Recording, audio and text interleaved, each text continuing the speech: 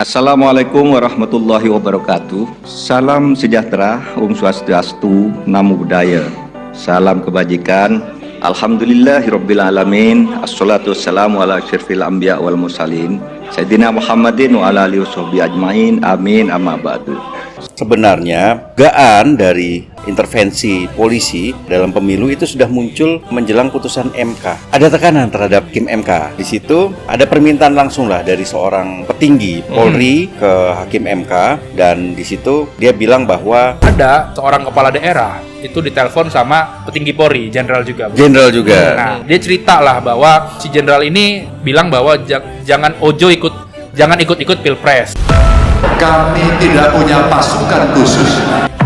Kami tidak bisa menggerakkan alat negara. Yang bisa adalah bergerak bersama rakyat. Kita bukan orang-orang yang bisa diinjak. Kita bukan orang-orang yang bisa ditendang. Kita bukan orang-orang yang bisa ditekan. Demokrasi punya haknya dan panjenengan bisa menentukan sendiri. Ini bukan cerita Ganjar, bukan cerita Mahfud, bukan cerita kekuasaan. Ini cerita tentang Indonesia ke depan. Ini tentang cerita bagaimana memenuhi tekanan suara rakyat.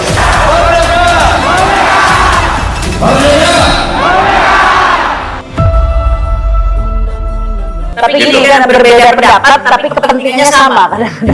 Ya.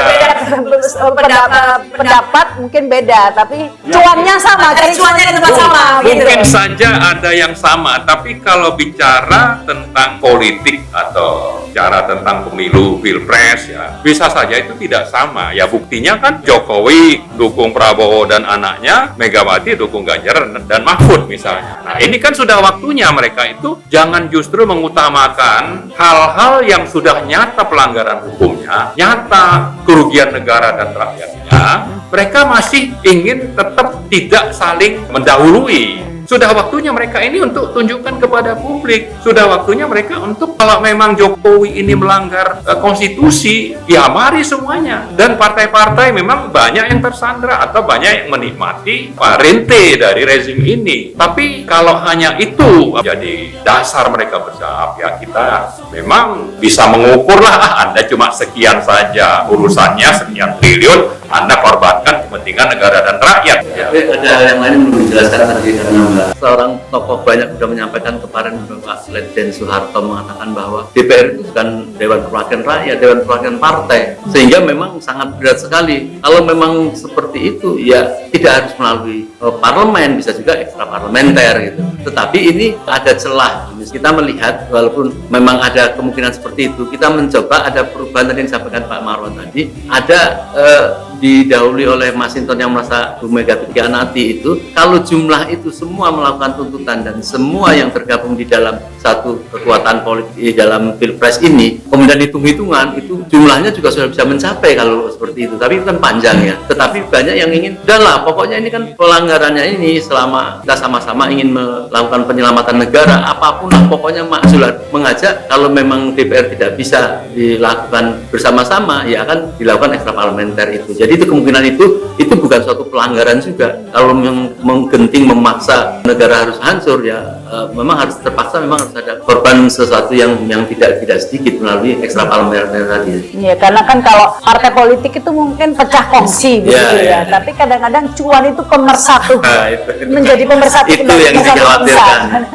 Yang namanya tuntutan terbuka oleh rakyat itu juga konstitusional begitu. Tidak hanya lewat pemanggilan, tapi lewat tuntutan rakyat di jalanan sekian banyak. Ya, di mana-mana juga terjadi, dan itu juga terjadi di 9798. Itu kan bukan sesuatu yang melanggar. Kalau orang banyak sudah menyatakan sikap bahwa ini pelanggaran sudah nyata, dan nanti kalau tidak percaya bisa dibuktikan ya, setelah turun lengser itu bisa diadili, sebetulnya bisa terbuka dan akan terbuka. Cuma karena sekarang aja nih tadi disebut banyak kepentingan, dan memang di sisi lain ada ancaman-ancaman. Ada juga aparat yang memang lebih memihak pemerintah meskipun mereka paham terjadi pelanggaran hukum misalnya. Dan saya kira ke depan ini kita harus juga mempersiapkan diri, tidak hanya bicara pemilu di Februari, ya itu satu hal. Tapi hal lain yang lebih mendesak adalah ini kerugian negara dan rakyat sudah sangat fatal, sudah sangat banyak oleh rezim ini. Dan jangan hanya fokus ke sana. Banyak juga yang fokus tentang amandemen misalnya. Bagaimana dengan pelanggaran oleh konstitusi ini, ya kan? Ini kan juga harus sesuatu yang kita harus desakkan, kita tuntut secara terbuka dan kita lakukan beramai-ramai gitu. Dengan revolusi ya revolusi, mari gitu. Jangan ini bicara amandemen tapi kalau nanti orang yang melaksanakan hasil amandemen itu kelakuannya itu mirip-mirip yang sekarang ya sama saja. Ya kita bisa belajar misalnya ya. Amandemen yang berlangsung selama 4 tahun. Sejak 98 sampai 2002 lahirlah Undang-Undang Dasar yang sekarang. Setelah itu ada yang namanya Presiden Megawati dan SBY, terutama SBY lah. Kemudian Undang-Undang Dasar yang sama itu juga menjadi dasar pemerintahan Jokowi yang sudah berlangsung 9 tahun. SBY, Jokowi bekerja menjalankan pemerintahan sesuai dengan Undang-Undang Dasar yang sama. Ya kan kita bicara sistem yang sama tapi subjek pelaksana yang berbeda, ya kan? Nah, artinya apa? Artinya kalau subjeknya sistemnya sendiri tidak bermasalah, tapi justru yang bermasalah itu subjek pelakunya, maka kondisi ini bisa kita bandingkan sebetulnya waktu Pak SBY itu tidak separah ini, pelanggaran konstitusi dan undang-undang juga atau KKN itu tidak separah ini. Tidak seterang benderang ini. Iya, nah sekarang ini kan tutup-tutupi ya. sangat parah. Jadi artinya apa? Artinya bahwa sistem memang perlu diperbaiki. Tapi kalau subjek pelaku sudah melakukan kerusakan sangat fatal,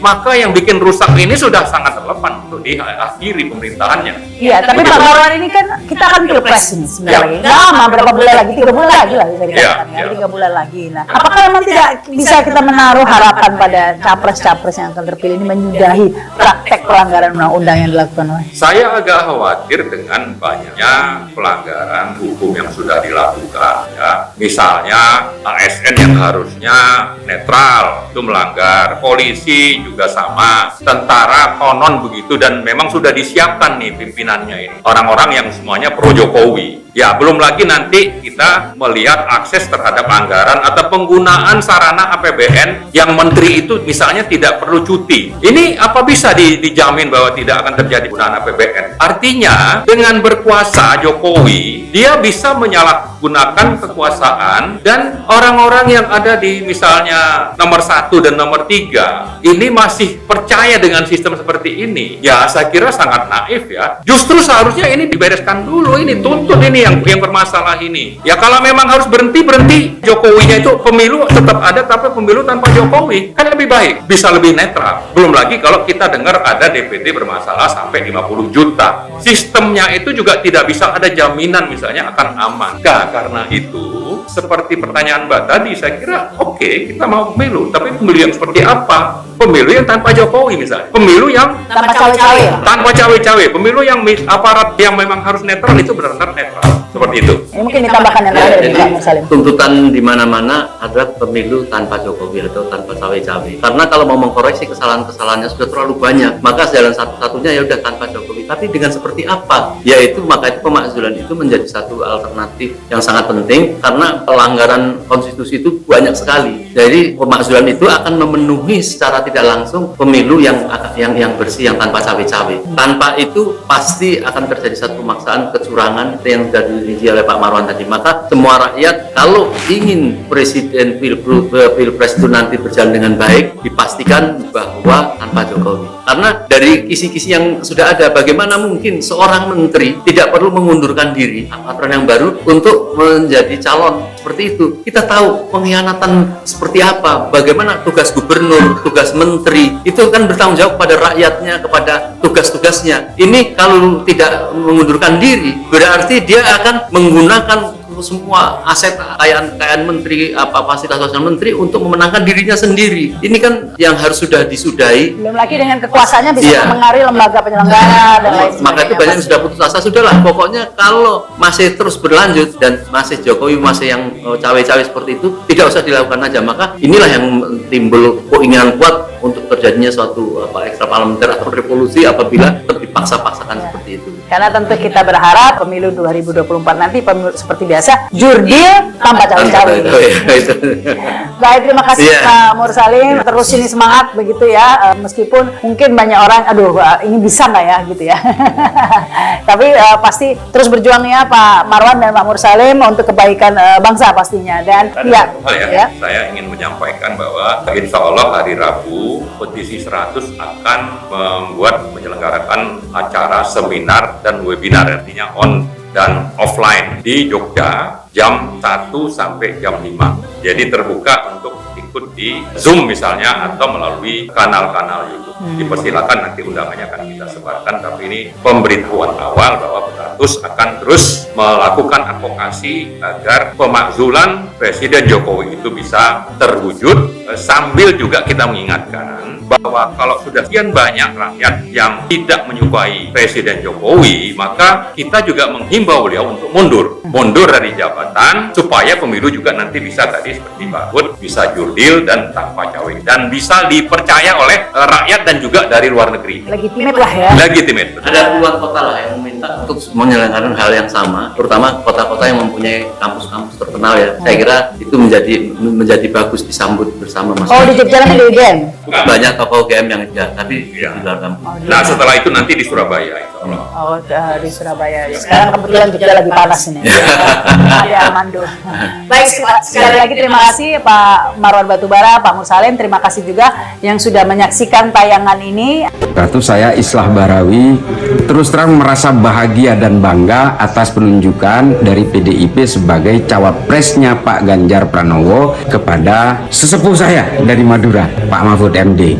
Kalau kita mau melihat sosok yang punya integritas, perjuangan terhadap negara ini demi tegaknya hukum, demi upaya-upaya untuk menghilangkan berbagai tindakan-tindakan kejahatan koruptif di negara ini, maka saya sangat bangga untuk mendukung Pak Mahfud MD. Seluruh masyarakat Indonesia yang masih berharap untuk tegaknya hukum di seluruh Indonesia, maka mari kita dukung Pak Mahfud MD. Pak Mahfud MD adalah sosok yang pernah berkarir di legislatif, di eksekutif dan juga yudikatif, dan beliau punya rekam jejak tidak pernah punya kejahatan apapun dalam jabatan-jabatannya. Oleh karena itu, beliau adalah orang yang tidak pernah punya kejahatan masa lalu. Beliau juga tidak punya beban masa lalu, dan juga apa yang menjadi beban beliau hanyalah masa depan Indonesia. Mari kita bantu Pak Mahfud untuk mewujudkan berbagai keinginan masyarakat di Indonesia menjadi pemerintahan yang bersih, melawan korupsi, dan juga penegakan hukum yang betul-betul merata, tajam ke segala arah, tidak tumpul juga ke segala arah. Oleh karena itu, mari kita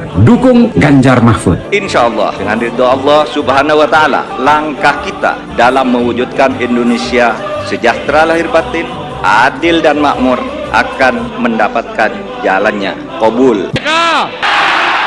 Tempat ini menjadi saksi bagaimana pidato Bung Karno selalu menggetarkan. Dedication of life disampaikan di sini, mengajarkan kita agar bisa mengabdi pada bangsa dan negara. Infrastruktur yang hebat, IKN yang tidak hanya memindahkan tempat dan ibu kota, tapi membuka mindset, merubah mindset untuk menjadi negara maju, termasuk hilirisasi industri yang akhirnya kita diperhitungkan oleh dunia. Hari ini kita meneguhkan hati, bekerja keras dengan api semangat yang tak pernah padam, menangkan PDI Perjuangan dan calon presiden PDI Perjuangan Ganjar Pranowo.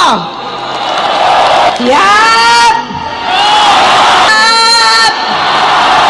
Seperti Mbak Puan tadi sampaikan, itu juga Bapak Ibu yang mesti kita pertahankan, kita lanjutkan. Namun itu tidak bisa terlaksana kalau kita tidak menang hat-trick besok pagi. Bapak Ibu, itu tidak akan terwujud kalau kita tidak kompak. Maka pesan Bu Mega kepada kita semuanya, agar kita bisa bersatu, kita berdiri seteguh karang yang tetap tegar dalam gempuran-gempuran ombak sekeras apapun. 2013 lalu, pemilihan Gubernur Jawa Tengah, PDI Perjuangan dan Ganjar Pranowo memenangkan itu. Dan itu di bawah pimpinan Mbak Puan. Insya Allah kita akan mengulang kembali di 2024. Insya Allah. Mohon doanya.